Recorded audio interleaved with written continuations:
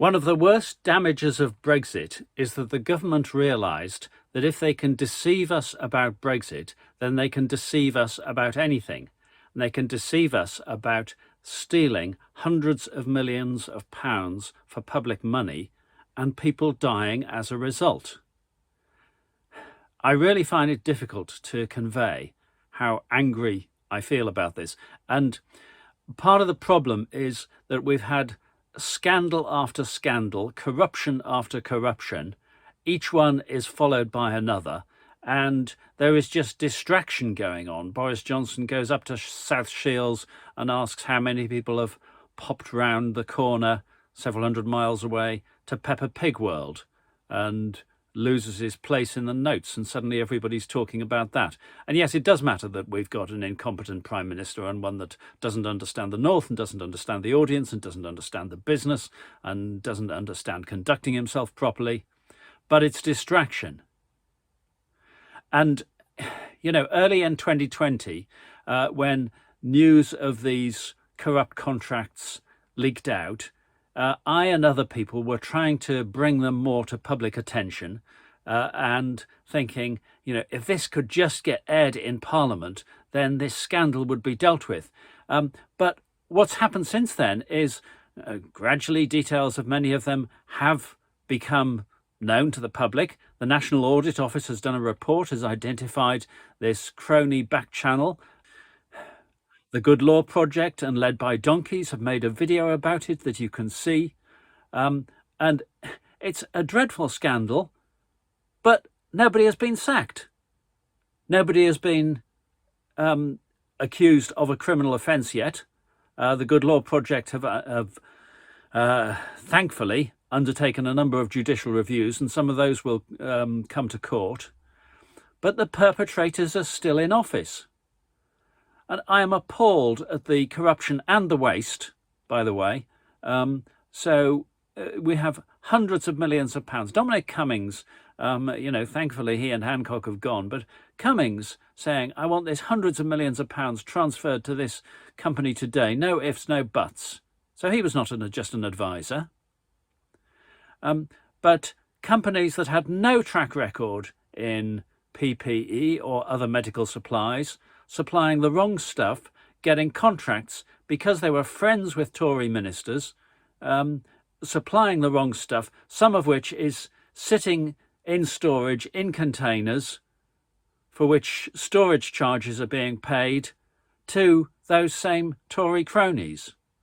You know, if you want details of this, start with the National Audit Office report, which, you know, is an official report by government that identifies this back channel and how cronies were much more likely to be successful than the general applicants, who were typically much better qualified. And then go onto the Good Law Project website. How is it that we are tolerating this? Why is there not more public outrage? Why are we not demanding that those who are involved, like Michael Gove and Boris Johnson, be ejected from office, debarred from public office for life, and facing criminal charges? You have the Immensa lab. The government, in defence of that, said this lab was accredited. That was not true. The UK Accreditation Service followed up very shortly afterwards to say, no, they were not accredited. They have given out thousands and thousands of, I think it was 43,000 false negative COVID tests.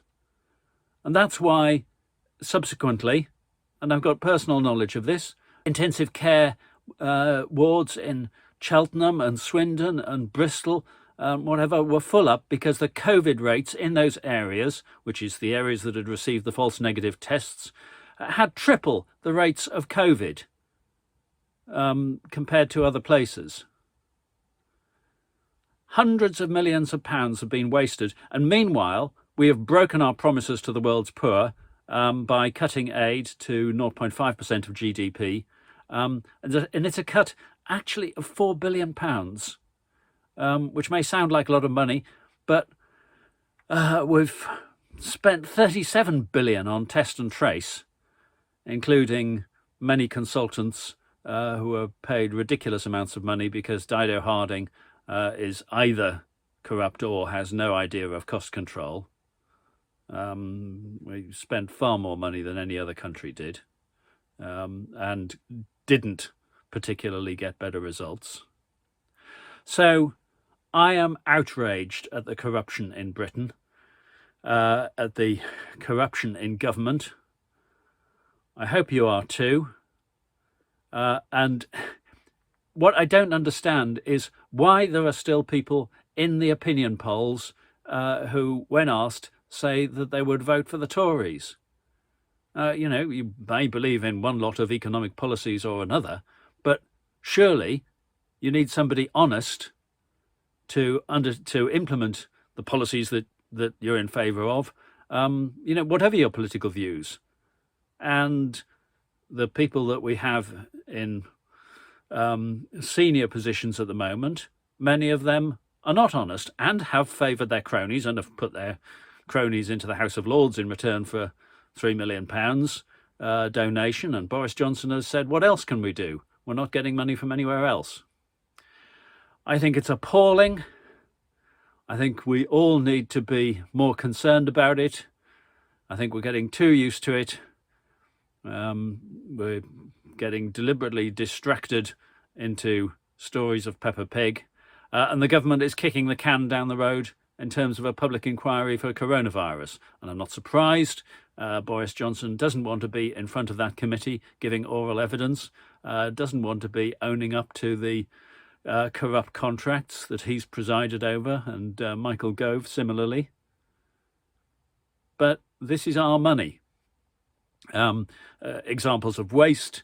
Government rushed into a Brexit deal, hasn't applied appropriate customs procedures to incoming goods for Europe, and apparently has missed, I've seen reported, about £800 million of revenue each quarter because of not being ready when they said they would be for the Brexit implementation. So that's about £3 billion a year at a rough calculation. That's the cut in, well, it's most of the cut in the foreign aid budget. So if you're as angry about this as I am, please let your MP know.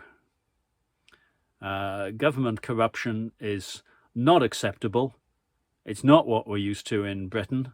People have made comparisons to Tory sleaze, cash for questions, MPs' expenses scandals in the 1990s and the expenses scandal in 2008, was it?